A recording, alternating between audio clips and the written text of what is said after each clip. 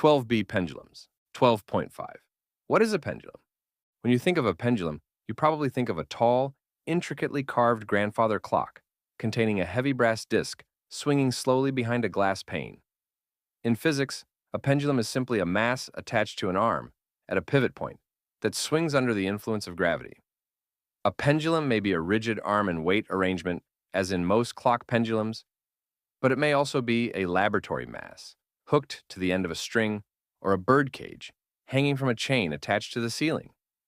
A pendulum's appearance may look very different from the grandfather clock pattern, but all pendulums work the same way. In an ideal pendulum, the mass m is assumed to be concentrated in a single point at the end of the pendulum arm. The length, EL, of the pendulum arm is the distance between the center of mass and the pivot point. The ideal pendulum arm is assumed to have negligible mass.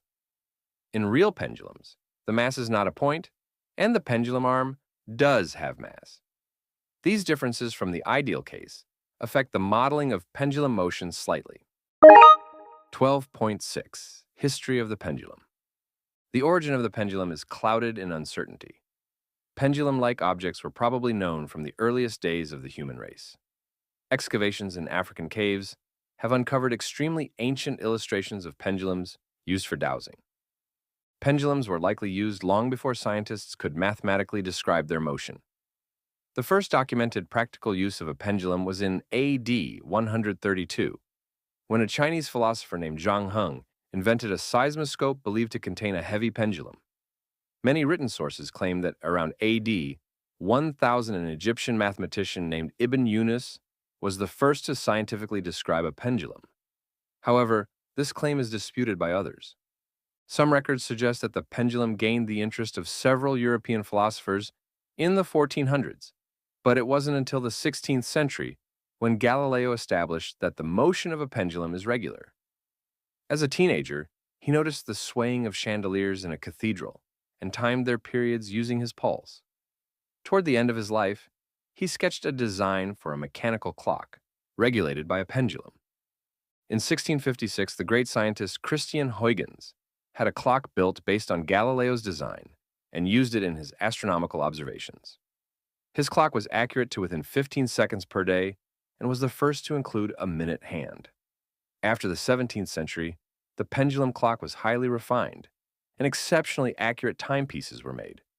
The motion of a pendulum has been understood differently through the ages depending on the scientific paradigm used to explain it. See the Science and Truth facet in Chapter 1 for a discussion of scientific paradigms.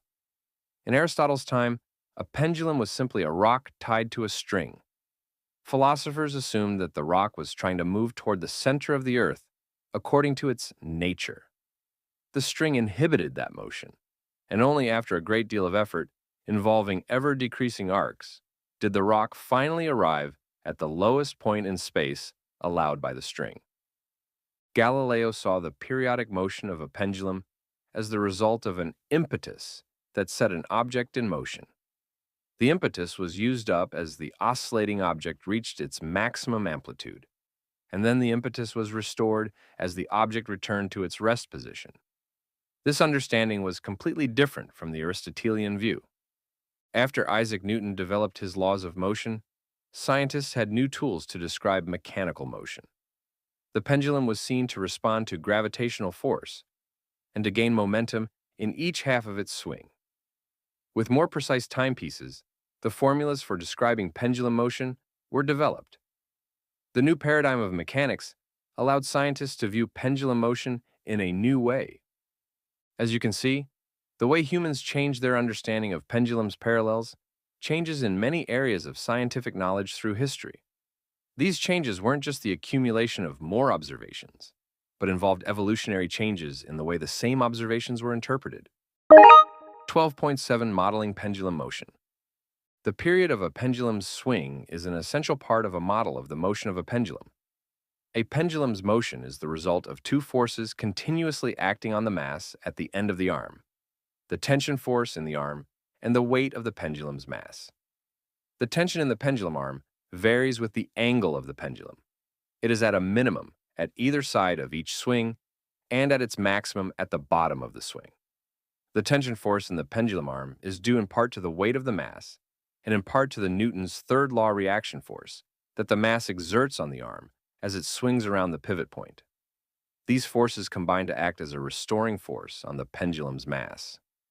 They are not proportional to the pendulum's distance from its rest position, as in systems that show true periodic motion. A pendulum approximates true periodic motion only when its swing covers a small amplitude. The weight of the pendulum's mass generates GPE as the mass moves from its rest position.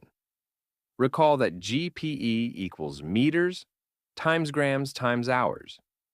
It is the GPE of the pendulum that ultimately drives the device. When the pendulum is moving, some of this GPE has been converted to kinetic energy, which also depends on the mass of the pendulum. Note that all the forces acting on a pendulum are related to the weight of the pendulum's mass. Thus, it would seem that the mass of the pendulum is an important variable in its motion. However, the weight of an object's mass depends on the magnitude of gravity, g. Since gravitational acceleration is independent of mass, the period of a pendulum actually depends on gravitational acceleration rather than on its mass. The only two factors that affect a pendulum's period are the length of the pendulum arm, ELL, and the acceleration due to gravity. For any given place on the Earth's surface, gravitational acceleration is essentially constant, so the length of the pendulum arm is the only part of a pendulum that determines its period. The longer the pendulum arm, the longer the period of its swing. The formula for the period of a pendulum is T equals 2 pi root L over G, where T is the period of the pendulum swing. In seconds, L is the length of the pendulum arm. In meters, G is the acceleration due to gravity at the Earth's surface, which is assumed to be 9.8 meters per second squared, and 2 pi is a constant factor approximately equal to 6.28. With such a simple formula, scientists and engineers were able to build clocks and other timekeeping devices to produce any period they needed. In addition, by rearranging the formula, they were able to precisely determine gravitational acceleration anywhere in the world. Before the launching of gravity-measuring satellites, data for global maps of surface gravity was generated using pendulums to compute gravitational acceleration. These scientific pendulums had carefully measured arm lengths, and their periods were precisely timed at each location.